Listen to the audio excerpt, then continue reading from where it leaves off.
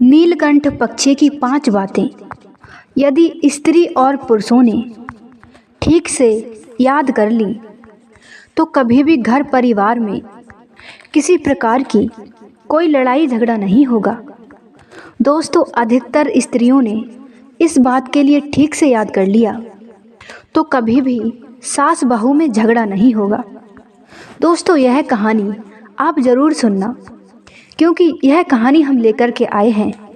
यह कहानी बड़ी ही ज्ञानवर्धक एवं मोटिवेशनल होने वाली है, क्योंकि प्रिय दर्शक बंधुओं, आज की इस कहानी का एक एक शब्द उन स्त्रियों के लिए बड़ा ही महत्वपूर्ण होने वाला है जिनके घरों में हर रोज़ सास और बहू में लड़ाई झगड़ा होता है।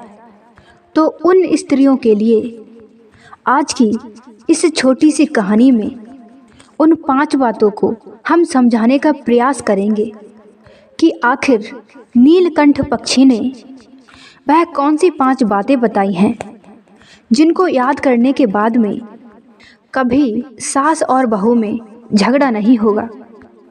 प्रिय दर्शक बंधुओं, कहानी को शुरू करने से पहले मेरा आपसे एक निवेदन है। इस कहानी के लिए आप शुरू से अंत तक ज़रूर सुनें, क्योंकि आज की उस नीलकंठ पक्षी की 5 बातें आपकी ज़िंदगी बदल देंगी। दोस्तों, अगर आपने अभी तक हमारे चैनल के लिए सब्सक्राइब नहीं किया है तो कृपया करके चैनल के लिए सब्सक्राइब कर लें, बेल आइकन को ऑन कर दें ताकि हर वीडियो का नोटिफिकेशन आपके पास सबसे पहले पहुंच सके। और मेरे प्रिय दर्शक बंधुओं, हो सके तो अपने सगे संबंधियों में इस वीडियो को शेयर अवश्य करें ताकि उनके लिए भी यह वीडियो लाभदायक हो सके। तो आइए दर्शकों, ज़्यादा विलंब ना करते हुए गौर करते हैं इस कहानी की ओर और जानते हैं कि नीलकंठ पक्षी ने आखिर वो 5 बातें कौन सी बताई हैं जिन पर स्त्रियों के लिए अमल करना चाहिए। प्रिय दर्शक बंधुओं, पुराने समय की बात है। एक जंगल में किसी वृक्ष पर नीलकंठ पक्षी का जोड़ा रहा करता था। प्रिय दर्शक बंधुओं, नीलकंठ पक्षी की पत्नी थी। वो बड़ी ही सीधे स्वभाव की थी और वह अपने पति पर बड़ा ही विश्वास करती थी। नीलकंठ पक्षी की जो पत्नी थी वो नीलकंठ से कुछ न कुछ ज्ञान की बातें सीखा करती थी।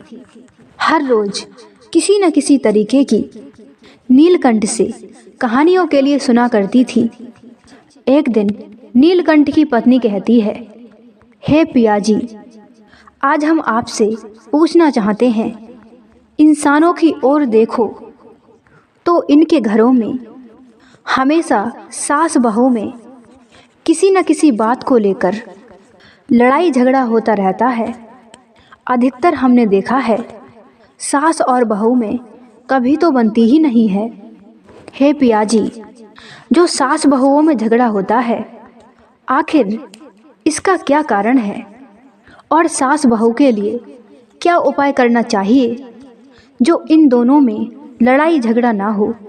हे पिया जी, इस बात को जानने के लिए मैं बड़ी ही बेताब हो रही हूँ। कृपया करके आप हमें इस बात को समझाने का प्रयास करें। दर्शक बंधुओं, तब नीलकंठ अपनी पत्नी की बात सुनकर अपनी पत्नी से कहता है कि हे प्रिय, तुम यह जानना चाहती हो आखिर इंसानों में सास बहुओं में झगड़ा क्यों होता है और सास बहू का झगड़ा हमेशा हमेशा के लिए समाप्त हो जाए, इनमें कभी भी आपस में झगड़ा ना हो। तो आइए प्रिय, हमें इन 5 बातों के माध्यम से आपको समझाने का प्रयास करते हैं। मेरे द्वारा बताई गई यह 5 बातें यदि घर परिवार में स्त्रियां याद कर लेंगी तो कभी भी उनके घरों में लड़ाई झगड़ा नहीं होगा। और हे प्रिय, मैं तुम्हें विश्वास दिलाता हूँ, उस घर के सास और बहू में कभी भी झगड़ा नहीं होगा। तो आइए प्रिय, सबसे पहले इस कहानी के लिए तुम ध्यान से सुनिए, फिर उसके बाद में हम तुम्हें वो 5 बातें बताएंगे जिनको सुनने के बाद में सास और बहू में लड़ाई झगड़ा नहीं होगा। प्रिय दर्शक बंधुओं, इतना कहने के बाद में नीलकंठ अपनी पत्नी के लिए वह कहानी सुनाने लग जाता है और कहता है, हे प्रिय, बहुत समय पहले की बात है। एक परिवार में सास और उसकी बहू रहती थी। उस घर में कभी भी सास बहू की बनती ही नहीं थी। उनका झगड़ा कभी समाप्त ही नहीं होता था। किसी न किसी बात को लेकर लड़ाई झगड़ा होता ही रहता था। कभी तो सास बहू के लिए मारती थी, कभी बहू सास के लिए मारती थी। इस प्रकार से उन दोनों का झगड़ा कभी समाप्त ही नहीं होता था। इसी प्रकार से हे प्रिय, वो दोनों एक दूसरे को लेकर के हमेशा जलती रहती थीं। हमेशा एक दूसरे को लेकर एक दूसरे से ईर्ष्या किया करती थी। बहू जो थी वो सास को घर में देखकर एकदम से झुलस जाती थी और सास भी अपनी बहू को घर में देखकर एकदम से जल जाती थी। इस प्रकार से दोनों में झगड़ा खत्म नहीं होता था। बहू यह सोचती थी, आखिर ऐसा कौन सा प्रयास किया जाए जिससे कि हमारी सास मर जाए, इस दुनिया से हमेशा के लिए चली जाए, यह बुढ़िया कभी मेरी नज़रों में ना आए। ऐसा विचार वह बहू अपने दिमाग में हर समय बनाती रहती थी कि आखिर वह कौन सा दिन होगा जिस दिन हमारी सास मरेगी, और वो कौन सा दिन आएगा जिस दिन मैं अपनी सास को मरी हुई देखूंगी। तब प्रिय दर्शक बंधुओं, उस बहू के लिए कोई व्यक्ति आकर एक जानकारी देता है। हमारे नगर से बाहर एक सन्यासी महात्मा जी आ गए हैं। वो सन्यासी महात्मा जी जो थे, किसी भी व्यक्ति की कोई परेशानी होती थी तो उसका वो महात्मा जी समाधान किया करते थे। प्रिय दर्शक बंधुओं, जब उस बहू के लिए इस बात का पता चला कि आश्रम पर एक महात्मा जी आए हैं और वो हर किसी की दुख का, समस्या का बहुत ही जल्दी समाधान निकाल देते हैं, क्यों ना मुझे भी अपनी समस्या को लेकर सन्यासी महात्मा जी के पास में जाना चाहिए और अपनी सास को हमेशा हमेशा के लिए समाप्त करने का उन सन्यासी महात्मा जी से कोई ना कोई उपाय पूछ के आऊं। प्रिय दर्शक बंधुओं, इतना विचार करने के बाद में वह बहू उन सन्यासी महात्मा जी के पास में पहुंच गई, जहां पर वो सन्यासी महात्मा जी अपनी धूनी रमाए हुए बैठे थे। उस बहू ने वहां जाकर सन्यासी महात्मा जी के पैरों को छूकर साक्षात प्रणाम किया। तब सन्यासी महात्मा जी ने उस बहू से पूछा, कहिए पुत्री, आखिर हमारे आश्रम पर तुम्हें कैसे आना हुआ? तुम्हारी क्या समस्या है? हे पुत्री, तुम मुझे बहुत ही ज़्यादा परेशान दिखाई दे रही हो। और सन्यासी महात्मा जी से कहती है कि हे बाबा जी, आप हमारी इस भयंकर समस्या का समाधान निकालें। मुझे कोई ऐसा उपाय बताइए जिससे हमारी सास मर जाए और किसी के लिए पता भी ना चले कि हमने अपनी सास के लिए जानबूझकर मार दिया है।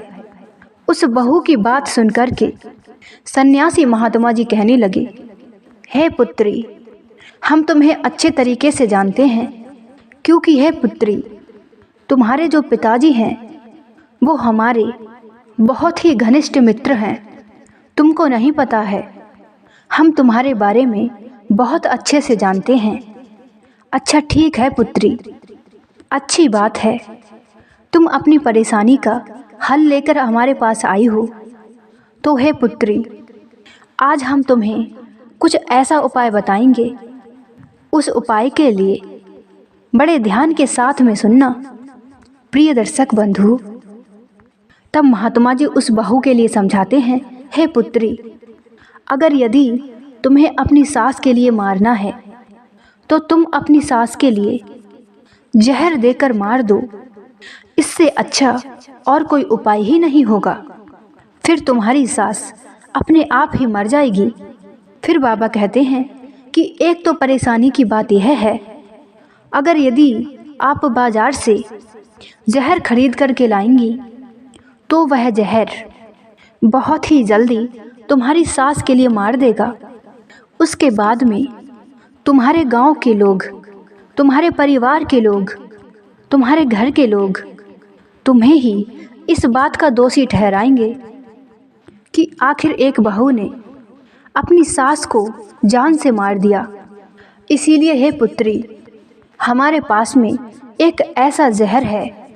हे बेटी, धीरे धीरे करके तुम्हारी सास जो हैं 2-1 महीने में मर जाएंगी और इस बात की किसी के लिए जानकारी भी नहीं होगी और किसी को पता भी नहीं चलेगा। अब से लेकर 6-7 महीने में तुम्हारी सास जो है वो हमेशा हमेशा के लिए यहाँ से परलोक सिधार जाएंगी और किसी के लिए कानों कान भनक भी नहीं लगेगी कि आखिर एक बहू ने अपनी सास के लिए मार दिया। प्रिय दर्शक बंधुओं, तब नीलकंठ अपनी पत्नी को बताता है। इतना समझाने के बाद में वो सन्यासी महात्मा जी ने उस बहू के लिए एक पुड़िया दे दी और उस बहू से कहा, हे पुत्री, इस पुड़िया के लिए तुम अपने घर ले जाओ और इसमें से जो भी चीज़ मैं तुम्हें दे रहा हूँ ये कोई साधारण पुड़िया नहीं है, यह एक विष है। जब तुम्हारी सास भोजन करने के लिए आया करें तब थोड़ा थोड़ा करके ये जहर जो है उनके भोजन में मिला दिया करना। हे बेटी, यह जहर ऐसा है तुम्हारी सास के लिए तुरंत नहीं मारेगा, ये 6-7 महीने में तुम्हारी सास के लिए धीरे धीरे करके मारेगा। इस प्रकार से हे पुत्री, तुम्हारी सास जो हैं वो स्वर्ग लोक चली जाएंगी। प्रिय दर्शक बंधुओं, सन्यासी महात्मा जी की बात को सुनने के बाद में वो बहू जो थी उनसे उस पुड़िया के लिए ले लेती है और वहाँ से अपने घर की ओर चलने लगती है। बड़ी खुश होकर के, बड़ी प्रसन्न होकर के जब बहू वहाँ से जाने लगती है तो महात्मा जी ने उसके लिए रोक लिया और उससे कहा, देखो पुत्री, देखो ऐसी बात है पुत्री, तुम्हें एक बात का विशेष तौर पर ध्यान रखना है। तुमको अपनी सास की 6 महीने तक बड़े अच्छे प्रकार से सेवा करनी है ताकि आपकी सास, आपके घर वाले यह ना सोचें कि घर परिवार में लड़ाई चल रही थी कि हमारी बहू ने किसी न किसी तरीके से अपनी सास के लिए मार दिया है। इसीलिए हे पुत्री, तुम्हें अपनी सास की 6 महीने तक बगैर जवाब दिए उनकी खूब सेवा करनी है, उनसे अच्छी तरीके से बोलना है, उनकी डांट फटकार को सुनना है और तुम्हें लौटकर जवाब भी नहीं देना है। अच्छी तरीके से उनको भोजन कराना है और तुम्हें उनकी हर तरीके से, हर प्रकार से उनकी सेवा करनी है ताकि तुम्हारी सास के लिए कभी भी यह ना लगे कि हमारी बहू हमसे दुश्मनी निभा रही है या फिर वो हर समय मुझे मारने का प्लान बनाती रहती है। इसीलिए हे पुत्री, और अब से लेके 6-7 महीने में तुम्हारी सास तो मर ही जाएगी और इससे आपके परिवार वाले और आपके गांव वाले और कोई तुम पर संदेह भी नहीं करेगा। फिर वह बहू कहती है, हे महात्मा जी, आप इस बात की बिल्कुल भी चिंता ना करें, अब ठीक वही होगा और मैं वही करूँगी। प्रिय दर्शक बंधु, महात्मा जी से आज्ञा लेने के बाद में वह बहू जो थी अपने घर के लिए चली आई और इधर घर पर आकर के शाम के लिए जब भोजन बनाती है तो बड़े ही प्यार से अपने सास से बोलती है। प्रिय दर्शक बंधुओं, कहने का मतलब यह है कि अब तो बहू अपनी सास से बड़ी अच्छे से पेश आने लगी। अब तो उस पुड़िया में से थोड़ा सा जहर निकाल लेती थी और अपनी सास के भोजन में डाल दिया करती थी जो महात्मा जी ने दिया था। और उसके बाद में बहू बड़ी अच्छे से पेश आती है उनको भोजन कराती है, उनके पैर भी दबाती है और समय आने पर उनके कपड़े भी धोती है। पैरों को दबाते दबाते वह बहू अपनी सास से क्षमा मांगने लगती है, माफ़ी मांगने लगती है और कहती है कि हे सासू माँ, आज तक मैं आपके साथ में बड़ा ही बुरा व्यवहार करती आई हूँ, लेकिन आज के बाद मैं आपके साथ में कोई भी गलत बर्ताव या फिर गलत शब्दों का प्रयोग नहीं करूँगी। मैं आपकी आज से तन मन धन से आपकी अच्छी तरीके से देखभाल करूँगी अर्थात सेवा करूँगी। प्रिय दर्शक बंधु, अब तो इसी प्रकार से रोज़ बहू का यही काम हो गया। सुबह के लिए उठती थी, अपनी सास के पैर छूती है और अपनी सास की बड़ी ही सेवा करती है। खाने पीने का समय पर ध्यान रखती है और उसके खाने वाले भोजन में महात्मा जी के द्वारा दिया गया वह जहर उनके खाने में डाल देती है और अपनी सास को शाम को भोजन करवाती है, उनके पैर दबाती है। वो अपने मन में सोचती है कि 7वें महीने में तो हमारी सास मर ही जाएंगी। इस प्रकार से यह कांटा हमेशा हमेशा के लिए हमारे जीवन से समाप्त हो जाएगा। आखिर 6-7 महीने की ही तो बात है, इसीलिए 6 महीने तक मैं अपनी सास की खूब खास खुशामद कर सकती हूँ, ताकि हमारी सास जब मरें तो मन में यह विचार ना लाएं कि हमारी बहू ने हमारे रहते हुए हमारी सेवा नहीं की, और जब मरें तो एकदम से खुश होकर मरें। प्रिय दर्शक बंधु, इसी तरीके से अपनी सास की देखभाल करते करते पूरे 6 महीने व्यतीत हो गए, और जब 6 महीने गुजर गए तो 7वें महीने की ही बारी थी। इधर 7वां महीना आने वाला था। सास अपनी बहू का इतना अच्छा व्यवहार देख करके, ऐसा बर्ताव देख करके बड़ी ही ज़्यादा प्रसन्न हो गई। अब तो अपनी बहू के लिए अच्छी तरीके से जानने लगी, पहचानने लगी। अब तो उसकी सास उसके लिए बहू नहीं समझती थी, अब तो अपनी बेटी समझने लगी थी। अपनी एक बेटी की तरह वो सास अपनी बहू से प्रेम करने लगी। अब इधर बहू भी अपनी सास के लिए सास नहीं मानती थी, वो तो अपनी माँ की तरह ही लाड़ प्यार करती थी, उनका ध्यान रखती थी। उनके बीच में जो आपस में दुश्मनी थी, एक दूसरे को लेकर के नफ़रत की भावनाएं थीं, वो एकदम से प्रेम में बदल गईं। दर्शक बंधु, किसी ने बहुत ही प्यारी बात कही है, प्रेम पत्थर के लिए भी इंसान बना देता है। प्रिय दर्शक बंधु, इधर धीरे धीरे करके 7वां महीना गुजरने वाला था। अब तो उन सास बहुओं में इतना प्रेम हो गया, अब तो वो बहू बड़ी घबराने लगी, कहीं ऐसा ना हो 7वां महीना लग जाए और हमारी सास हमें छोड़कर स्वर्ग लोग चली जाएं। प्रिय दर्शक बंधु, इधर नीलकंठ अपनी पत्नी से कहता है, हे प्रिय, तब बहू जो थी सन्यासी महात्मा जी के पास में भागी भागी गई। उन्हीं सन्यासी महात्मा जी के पास में पहुंचती है। उन सन्यासी महात्मा जी से जाकर के कहने लगती है कि हे महात्मा जी, मुझे माफ़ कर देना, आपने जो हमें जहर दिया था 6 महीने तक तो अपनी सास को खिला दिया, लेकिन आपके पास में ऐसी कोई दवा है जो 6 महीने तक अपनी सास के लिए जो जहर खिलाया है उसका असर कम हो जाए और हमारी सास जो हैं वो मरने से बच जाएं।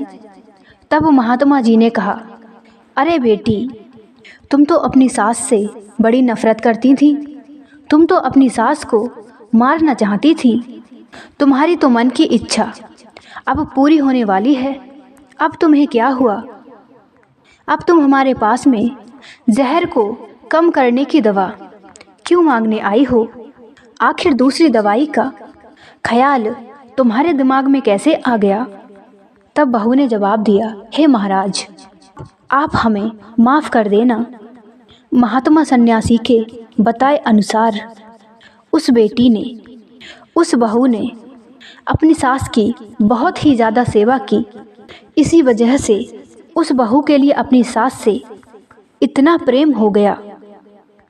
इसी कारण से वो आज सन्यासी महात्मा से उस जहर का तोड़ मांगने के लिए आई है। और महाराज, मुझे अपनी सास की सेवा करते करते बहुत कुछ सीख भी मिली है और अपनी सास की सेवा करने में मुझे भी बड़ा आनंद प्राप्त हुआ। हे महाराज, मेरी सास भी मुझसे बहुत ही ज़्यादा प्रेम करती हैं। अब तो मेरी सासू माँ ने घर की पूरी जिम्मेदारी मेरे हाथों में सौंप दी है और अब तो मेरी सास कहती हैं, हे पुत्री, अब यह घर की लगाम तेरे हाथ में है। इस घर के लिए तू ही बिगाड़े चाहे संभाले। इस घर को आज से मैंने तेरे हाथों में सौंप दिया। अब वृद्ध अवस्था में बेटी, मुझे किसी भी चीज़ की कोई ज़रूरत नहीं है। बेटी, हमें बहू नहीं मिली है, तुम हमें बेटी के रूप में प्राप्त हुई हो। तब बहू कहने लगी, हे सन्यासी महात्मा जी, अब तो हमारी सास हमसे बहुत ही ज़्यादा प्रेम करती हैं, बहुत ज़्यादा स्नेह करती हैं और मुझे भी अपनी सास से बड़ा ही प्रेम हो गया है। हे महाराज, अब मैं नहीं चाहती हूँ कि मेरी सास मुझे छोड़ करके चली जाएं, और यदि किसी तरीके से मेरी सास मर भी गई तो मैं अपनी सास के बिना रह नहीं पाऊंगी। मैं पूरी ज़िंदगी भर इसी बात को लेकर पछताती रहूंगी, इसी अग्नि में जलती रहूंगी कि मैंने अपनी सासू माँ के लिए बहुत ही ज़्यादा प्रताड़ित किया, बहुत ही ज़्यादा परेशान किया। मैं हत्यारन थी जो मैंने अपने हाथों से अपनी सास को मार दिया। इसका जवाब हमें भगवान के पास में जाकर देना पड़ेगा। इसीलिए हे महाराज जी, आज तुम हमारे लिए माफ़ कर देना। हमसे बहुत बड़ी गलती हो गई जो मैं अपनी सास को मारने के लिए आपके पास से जहर लेके गई। अब आप कृपया करके मुझे उस जहर का तोड़ बता दीजिए। और इस बात को लेकर वह बहू महात्मा जी के चरणों में गिरकर बिलख बिलख कर रोने लगी। दर्शक बंधु, उस बहू की बात सुनकर और उसकी ऐसी हालत देखकर और अपनी सास के प्रति इतना प्यार देखकर वह साधु महात्मा जी कहते हैं, हे बेटी, घबराइए मत, तुम डरिए मत। आखिर तू क्यों घबरा रही है? मैंने तेरे लिए उस दिन जो पुड़िया दी थी, उस पुड़िया में कोई जहर नहीं था। मैंने केवल अपनी थैली से निकाल करके तुझे केवल राख दी थी ताकि तुम्हें यह समझ में आ जाए कि समय आने पर तू सुधर जाए और तुझे यह समझ में आ जाए, अगर तुम अपनी माँ की तरह अपनी सास की डांट सहो, अपनी सास की सेवा करो, तो तुम्हारी सास भी तुम्हारी माँ की तरह ही होती हैं, बल्कि तुम्हारी माँ ही होती है। और तुझे बेटी यह समझ में आ जाए कि सास का दर्जा बहू की नज़रों में क्या होता है और बहू का दर्जा स्वयं तेरी नज़रों में क्या होता है। हे बेटी, हम तो यही चाहते हैं कि आप दोनों सास बहू एक हो जाओ और हंसी पूर्वक और खुशी पूर्वक अपने घर में एक साथ मिलकर रहो। और बेटी, हमारा तो यही काम है दूसरों की परेशानियों को दूर करना।